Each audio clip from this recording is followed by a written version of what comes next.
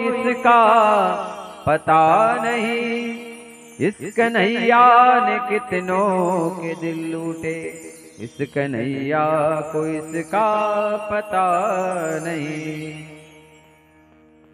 तो भगवान के जो नयन है महाराज, जो एक बार इनको देख लेता है तो इनका हो जाता है। पूतना आई तो भगवान ने क्या किया था पता है?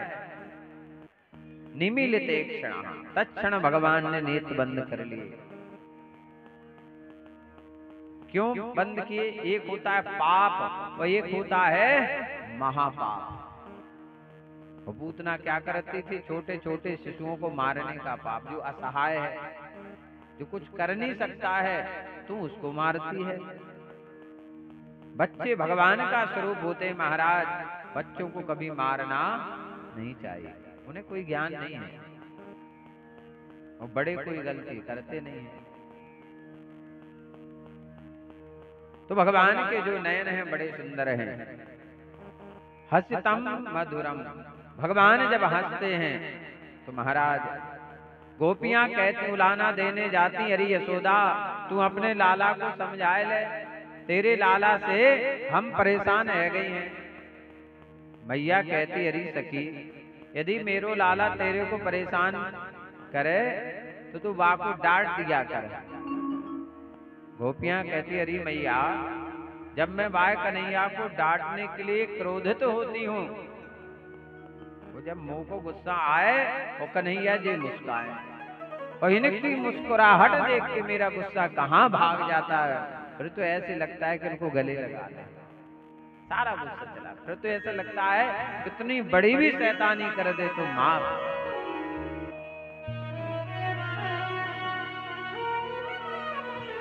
गोपियां इंतजार करती हैं भगवान का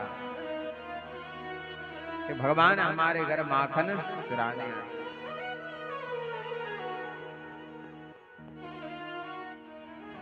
इतने सुंदर है महाराज, इतने सुंदर हैं कि हर गोपी कहती भगवान मेरे पुत्र बन जाएं। जब माँ की गोदी में लेटकर दूध पीते तो गायें कहती भगवान हमारे बछड़े बन जाएं। भगवान एक बरस तक सबकी इच्छा पूर्ण की। भगवान ने एक बरस तक बछड़े बने रहे और सखा बने ग्वाल। भगवान कभी किसी की इच्छा अधूरी नहीं रहने देते। सच्चे मन से जो कामना करे, इच्छा करे, भगवान उसको पूर्ण करते हैं। भगवान के दरबार से कोई खाली नहीं लौटता है। भगवान का जो हृदय है महाराज, हृदय मधुरम, बड़ा सुंदर है महाराज। पर उस हृदय में जगह किसके लिए है? भक्तों के लिए। भजे ब्रजैक मंडलम समस्त पाप खंडनम स्वभक्ति चित्त रंजनम सदैव नंद नंदनम सुपिच गुच्छ मस्तकम सुनाद वेणु हस्तकम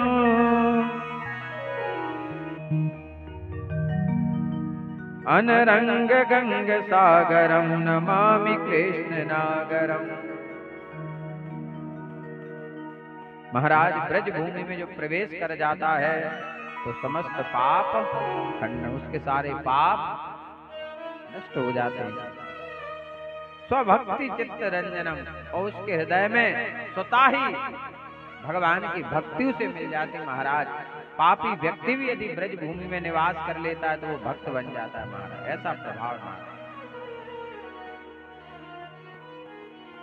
मंदोदरी रावण से कहती है, स्वामी यदि तुम सीता को बस में करना चाहते हो, पत्नी बनाना चाहते हो, तो तुम राम क्यों नहीं बन जाते?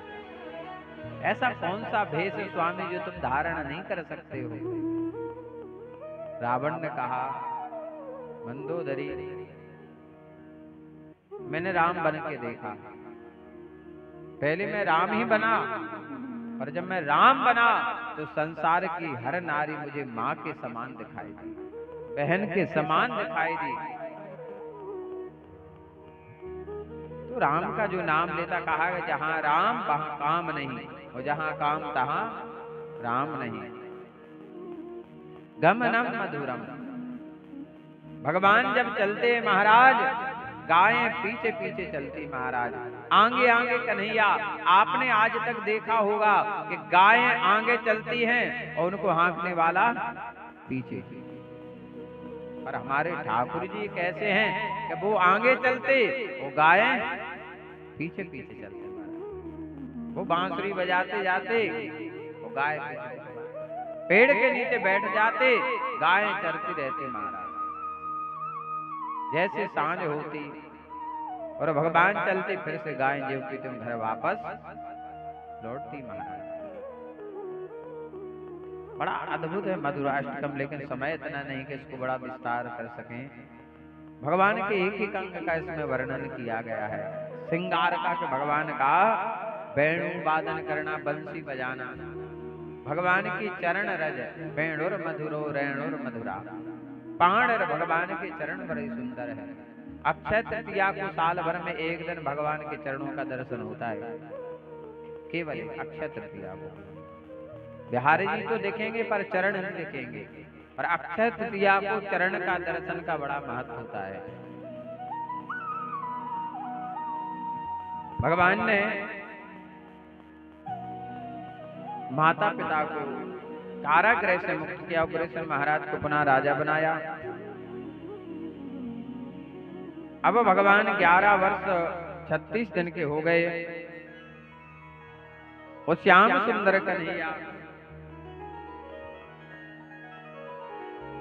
अब भगवान विद्याध्ययन करने के लिए जा रहे हैं। कहां पर? अवंतिका नगरी, जिसका नाम उज्जैन हो गया है आज के समय महाराज। पैदल चल करके दाऊ भैया के साथ भगवान वस्त्र पहन के जा रहे हैं। विद्यार्थी का जीवन यदि सीखना है तो जो पहले जो जीवन था विद्यार्थी का, पहले नाम क्या था पता है आप लोगों के? क्या नाम था जहाँ शिक्षा मिलती थी? उसे कहा जाता था गुरुकुल, जहां सनातन धर्म की शिक्षा मिलती थी महाराज, कि जीवन कैसे जीना चाहिए। गुरुकुल में ये मिलता था महाराज। ऐसी ऐसी शिक्षा। एक राजा का बेटा था, राजा ने गुरुकुल में भेजा। जो क्षत्रिय होते थे वो अपने बालकों को भेजते थे, तो भेजा पढ़ने के लिए, सारी शिक्षा हो गई। लास्ट दिन जब आया तो गुरुजी ने कमरे में उसे बंद किया। वो इतना मारा, वो रोता रहा, गुरुजी मेरा अपराध क्या है, अपराध क्या है, अपराध क्या है। और गुरुजी से मारते। घर पे आया, पिता से लिपट के रोने लगा, इतना रोया, बोले पिताजी मेरी कोई गलती नहीं है, और गुरुजी ने मुझे बेवजह बहुत मारा। अब राजा तो राजा को बड़ा क्रोध आया। मेरे बेटे का अपराध होता और गुरुदेव मार देते तो कोई दुख नहीं होता। सैनिकों को आज्ञा दी कि जाओ गुरुजी को उठा करके लाओ। राजा की आज्ञा पा करके गुरुजी को ले आया गया महाराज।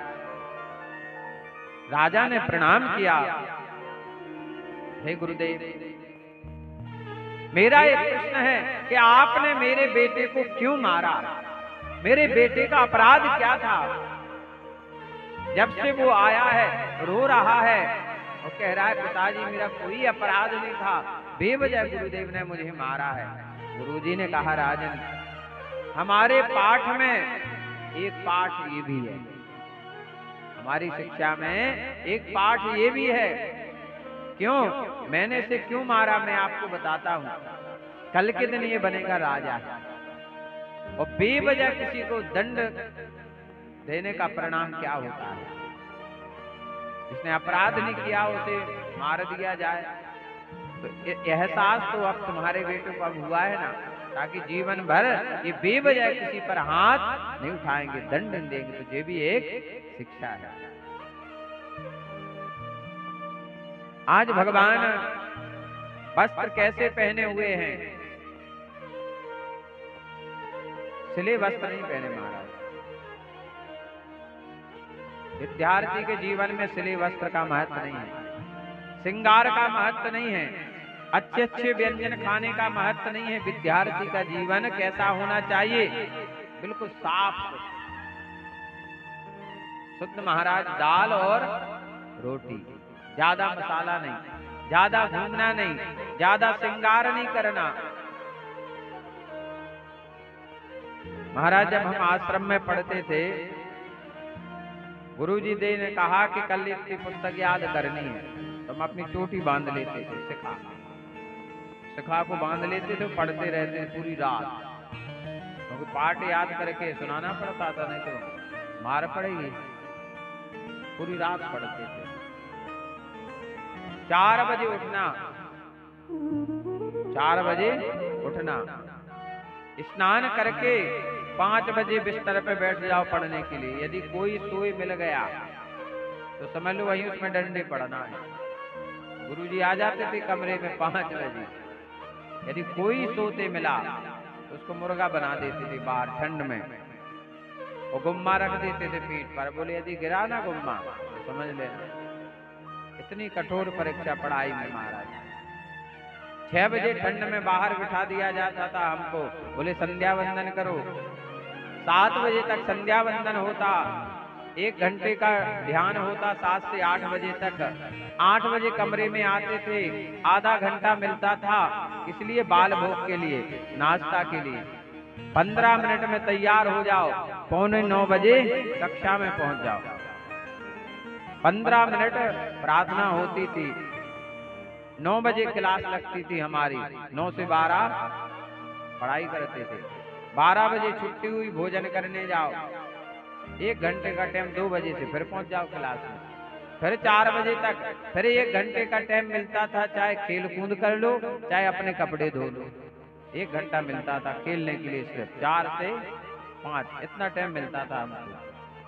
5 बजे आए, अब संध्या वंदन के लिए फिर जाओ, तो 5 से 6 संध्या वंदन, 6 से 7 ध्यान, और इसके बाद अपने कमरा में बैठो। भोजन की घंटी बजी 7:30 बजे, 8 बजे भोजन, 8:30 पे आ जाओ, अब पढ़ने बैठ जाओ। 1-1.5 घंटे पढ़ाई करो 10 बजे तक, और 6 घंटी बजी हो, कमरा की लाइट बंद। अगर कोई जागते मिल गया ना फिर पिटाई। ऐसी दिनचर्या थी हमारी जब हम पढ़ते थे सन 97 में। अब आज के बच्चों को ऐसी शिक्षा महाराज सुकुमार बना दिया है बच्चों को, तो वो कहाँ पढ़ रहे हैं। तो पहले क्या होते थे, गुरुकुल होते थे। नाम क्या था, गुरुकुल। फिर नाम बदल गया तो रख दिया विद्यालय। वह विद्यालय भी नाम महाराज जब सरकारी जो है वहां उनके नाम तो विद्यालय हैं, पर कि जितने प्राइवेट स्कूल खुल गए महाराज, कहीं ग्वालियर स्कूल है, कहीं पुष्पा स्कूल है। यदि हमें सबसे बेकार कोई स्कूल लगता है तो टीकमगढ़ में पुष्पा स्कूल सबसे बेकार है। आपका बच्चा टीका लगा के जाएगा, मारेंगे। अभी मऊरानीपुर में 2 बच्चों ने भगवान राम का नाम लिया, 10 दिन के लिए उन्हें निकाल दिया। अभी 25 दिसंबर आ रहा है, अभी परसों है। हम जी माने, अब तुम अपना वो नहीं मनाओ, किस्मत डे नहीं मनाओ तो मान जाएंगे, सब बच्चों से मनवाएंगे उस दिन। नहीं तो उस दिन या तो देखो कोई चीज नहीं होना चाहिए, या तो सब एक समान होना चाहिए। देने के खाली तुम अपने धर्म को तो मान रहे हो और हमारे धर्म की निंदा कर रहे हो। यदि ऐसे विद्यालय में तुम अपने बच्चों को भेजोगे तो संस्कार अच्छे मिलेंगे। हमने ये देखा कि उस विद्यालय में जो बच्चे पढ़ रहे हैं उनमें अपने सनातन धर्म की संस्कृति हमें देखने नहीं मिल रही है। वो ना भजन करते, ना मंदिर जाते, ना माता पिता के पांव छूते, ना गुरु के पांव छूते, और भगवान से बिल्कुल दूर रहते हैं। हमारे साथ एक कलाकार था, नाम नहीं ले रहे, सिटी टीकमगढ़ का। हमने देखा वो 9 बजे तो सो के उठता था, उस पर स्कूल में पढ़ा है वो, कभी भगवान का भजन नहीं, कभी नहीं महाराज, आज भी नहीं करता है। क्योंकि पौधे को बचपन से संभाला जाता है। बच्चे में जो संस्कार डाले जाएंगे वो बचपन में डलेंगे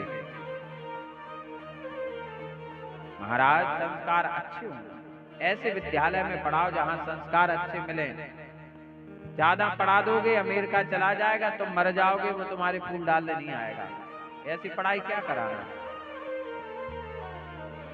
बोले गोविंद भगवान की, भगवान कैसे चलकर गए? पैदल चल करके। अवंतिका नगरी में भगवान जाए, हम आपको लेकर चलते हैं।